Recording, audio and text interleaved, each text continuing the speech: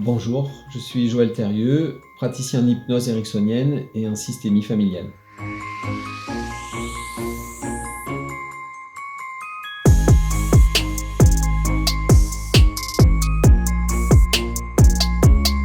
Je vous propose aujourd'hui de découvrir une façon de se représenter notre identité. C'est une métaphore qui m'a été proposée par la lecture d'un livre de Corinne Cosseron et que j'utilise très régulièrement en séance pour expliquer que notre identité ne se résume pas qu'à nos pensées.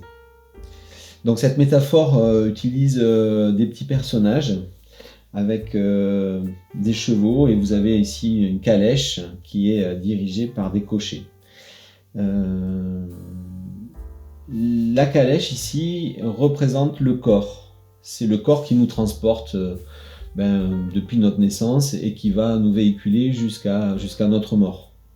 Bien sûr, il est important de prendre soin de notre calèche, puisque c'est elle qui nous permet de mener des actions et nous permet de nous déplacer, d'agir dans le monde.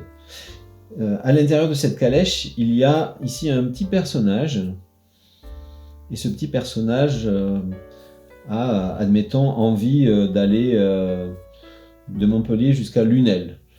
Et pour aller de Montpellier à Lunel, elle va faire appel donc à la calèche et avec donc ces cochers qui sont au-dessus.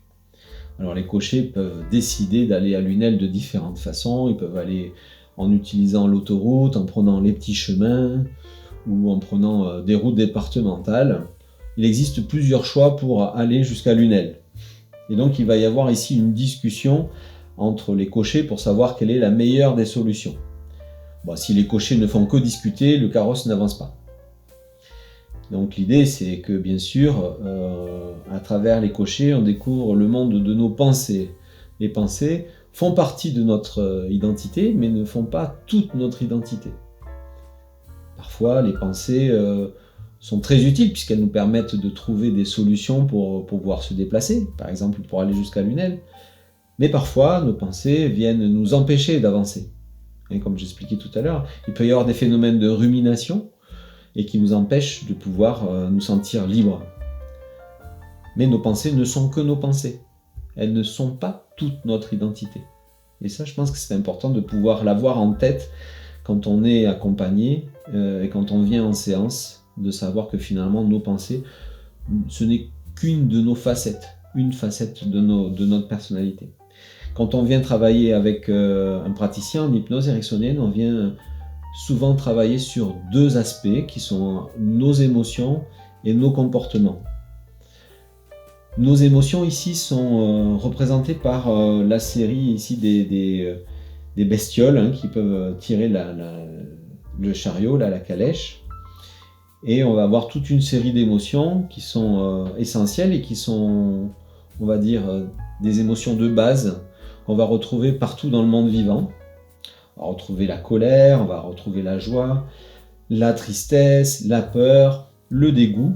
Toutes ces émotions peuvent parfois prendre le lead dans ce qui se passe pour vous au quotidien.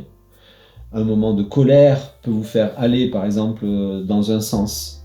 Et donc, si le cheval de la colère va vous mettre dans une travée ou va vous mettre dans un fossé.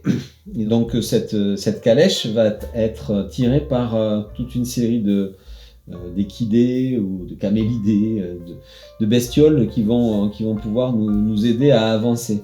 Alors parmi toutes ces émotions, on va en reconnaître 5 principales qu'on retrouve partout dans le monde vivant.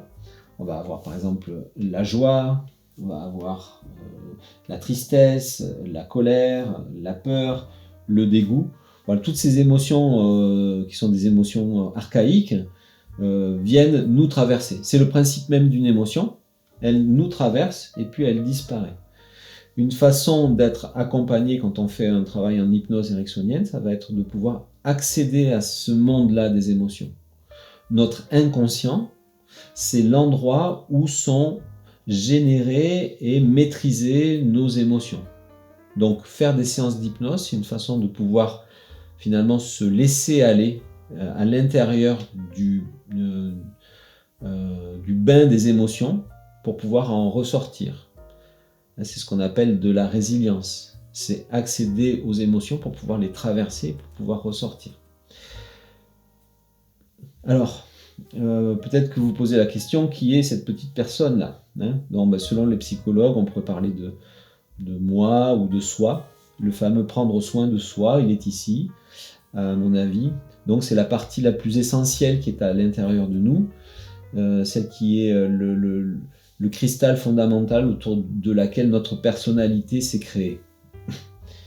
Évidemment, quand le carrosse, en tout cas la calèche, les pensées et nos émotions vont dans la même direction, on peut dire on se sent aligné. Hein, les gens disent « Ah mais tiens, je me sens aligné dans ce que je suis en train de faire, je suis à ma place, je suis à ma bonne place ».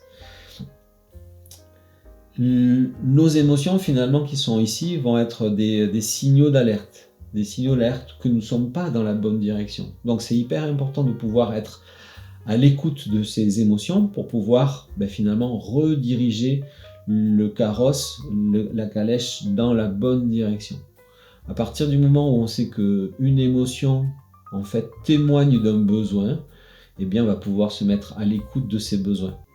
Évidemment, si vous êtes accompagné par un thérapeute, le travail sera peut-être plus facile d'identifier quel est le besoin qui est caché derrière chacune des émotions qui vous habitent aujourd'hui. Donc n'hésitez pas à me solliciter si vous le souhaitez pour des séances individuelles. Je vous dis à bientôt.